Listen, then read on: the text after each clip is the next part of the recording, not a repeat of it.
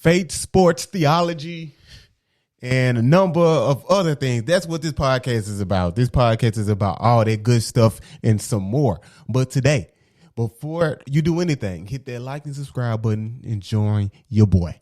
Become a thinker, man. You already a thinker. You might as well join the thinkers over here, man. You hear me? Hit that sub button. But anyway, let's get into it. I'm not shocked that this happened.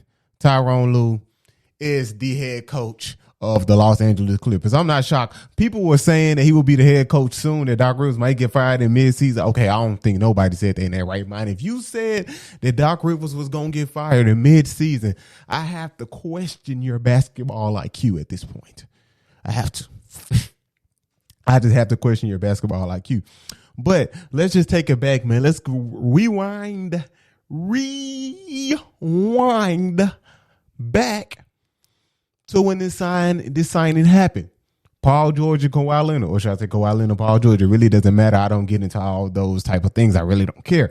But let's take it back there. These two superstars, I will call them.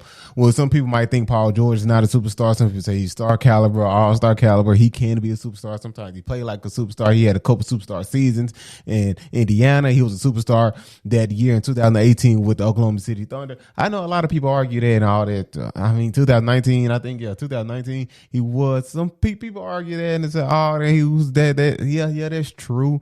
He was. But in my eyes, I think Paul George is a superstar in this league, and that's why he should get the backlash that he deserves when he plays like trash. Okay, he should, because he's a superstar in this league, and when you're a superstar in this league, you have to deliver. I'm not saying now, granted, I think that they could have ran it back with Doc another year, but I guess something going on in with that team that we don't know about, the media don't know about, nobody knows about, but the organization, those inside that locker room, know what happened in that locker room, what's going on with Doc Rivers and why Doc Rivers got fired or why Doc Rivers stepped down. I think they should have ran it back. I think they could have competed for a championship. They didn't want to be in a bubble. We all know they didn't want to be in a bubble.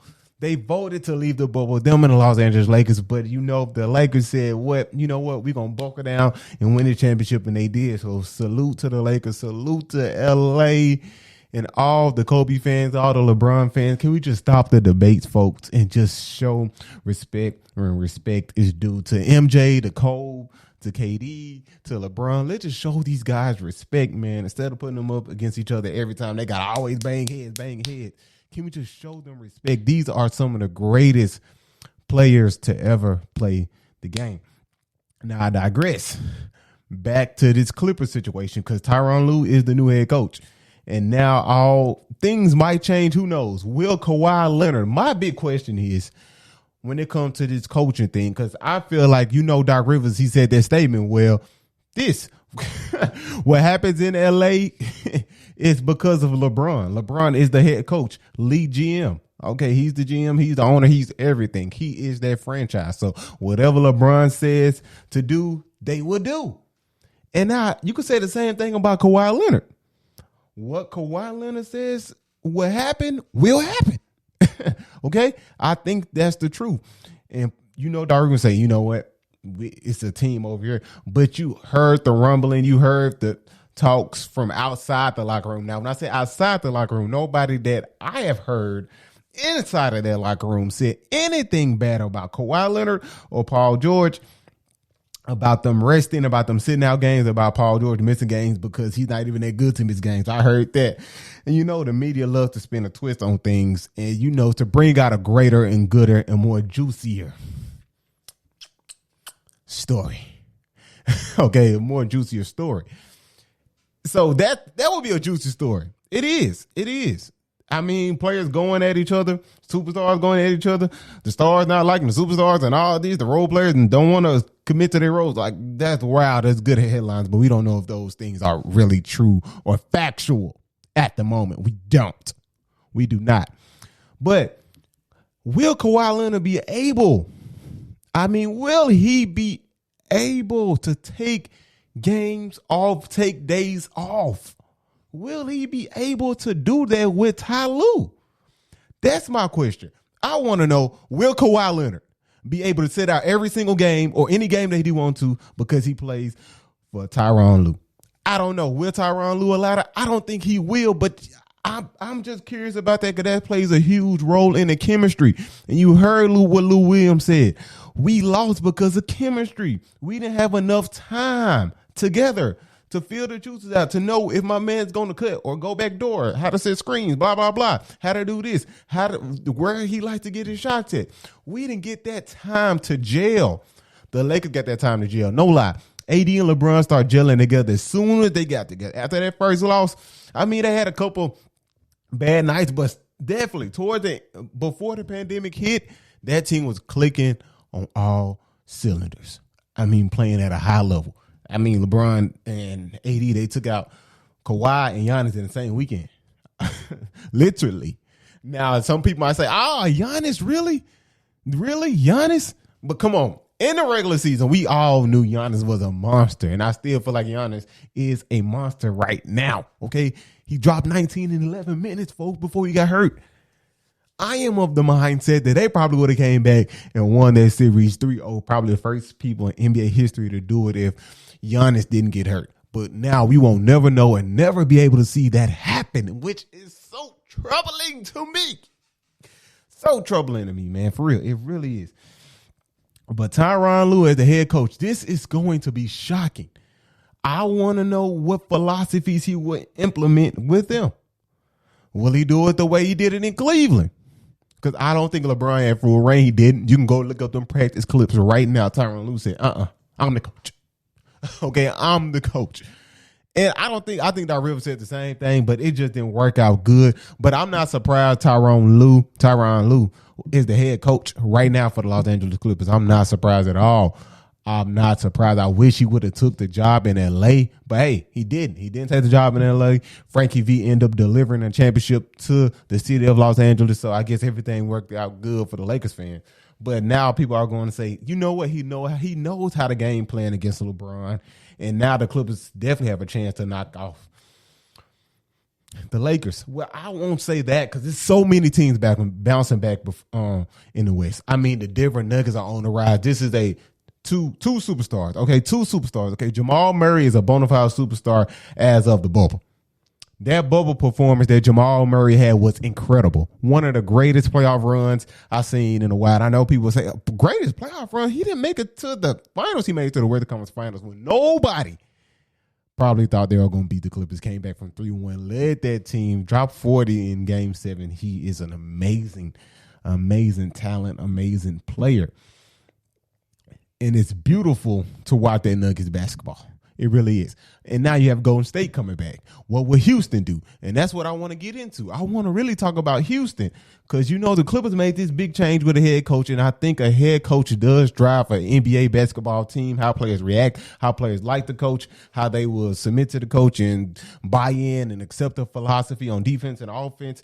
Like, you have to accept the role. You have to accept the coach, man, to be successful. In my opinion, you have to. I'm not the one of the mind to say, hey, we don't need no coach. And I think I'm no hit at Kyrie. I think people took Kyrie out of context. If you listen to their full podcast, he definitely wouldn't say, okay, we don't need Steve Nash thrown to the wayside. Nah, he didn't say that. It's just a collaborative effort. That's all he was saying. This is going to be good this season. Houston, Daryl Morey is gone. He's gone. He's not the head coach no more. I mean, he's not the GM no more. Daryl Morey is not the GM. He stepped down as a GM. And I want to see what's going to happen with this Houston Rockets team where their philosophy was shoot no mid-range jumpers. How will Daryl Morey getting out of Houston, Mike D'Antoni getting out of Houston, and now James Harden is looking for a head coach and a new GM to implement all these different things? Because you know Daryl Morey, he loved the analytics. He loves take the three ball. It's worth more. James Harden is taking 13 threes a game, folks. 13. And James Harden is a great mid-range shooter. I don't know why he left it. He was elite from the mid-range.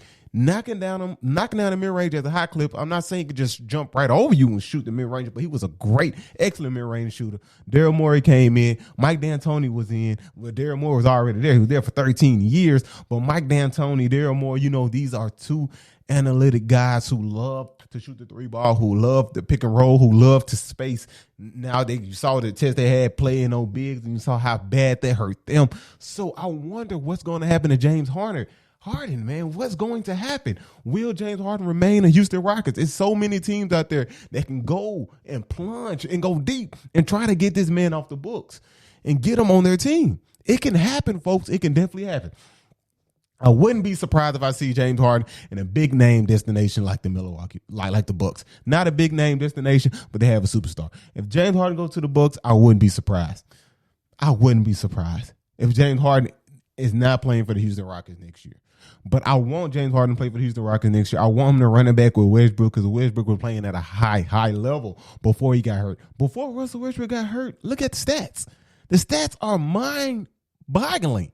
I mean, mine can't even control the stats that Russell Westbrook was putting up this season. One of his greatest seasons there. And it's showing you an example that Mike D'Antoni, if he gets anybody that's good, okay, any NBA player, they buy into that system, you will be successful on offense and your numbers will be inflated. Not saying you're good because you got Mike D'Antoni. No, you've been good, but now you're going to be even better. But it just didn't work out championship-wise. So it's a lot of head coaches on the market. Dang. You got one of the Van Gundy brothers who is up for debate. A lot of speculation around his name, seeing if he's going to be the new Houston Rockets head coach. And I think that would be a good fit. Maybe. I think that definitely would be a good fit for the Rockets. But I'm just excited to see what's going to happen, man, with this James Harden thing. Will James Harden accept the coach that he gets? Because sometimes superstars have to just accept the coach, and sometimes it's not that easy to accept the coach. So will James Harden accept the coach and accept the philosophy that the coach will implement in their offense, not taking as many threes, getting back some bigs, shooting mid-ranges?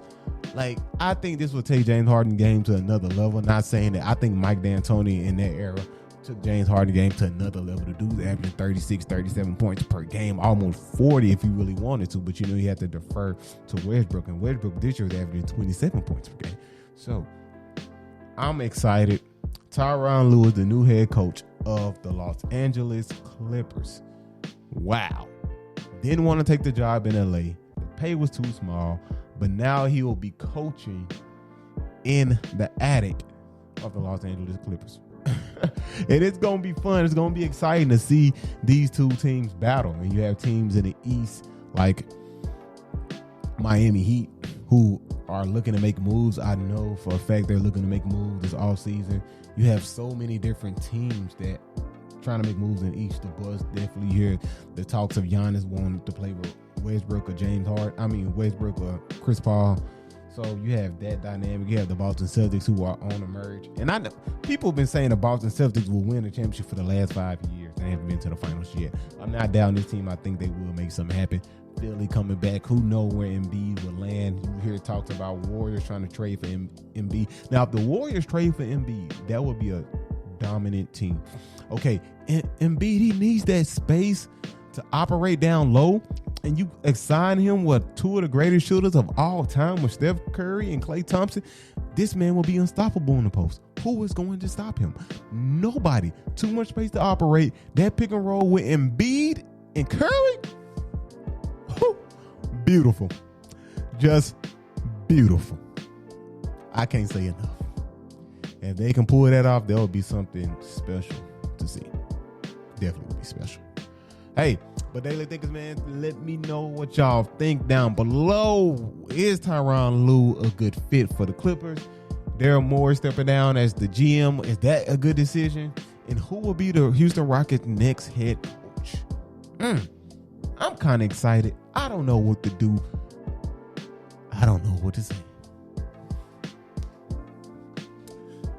But you can cut that camera, though. You can cut the camera off now. You see me laying back. You ain't gonna cut the camera off. Somebody just fix this, man. Somebody fix this nonsense. Cut the camera off. I'm just sitting here. You see that it's over, and you won't cut it. Okay. I got something for y'all. I got something for y'all.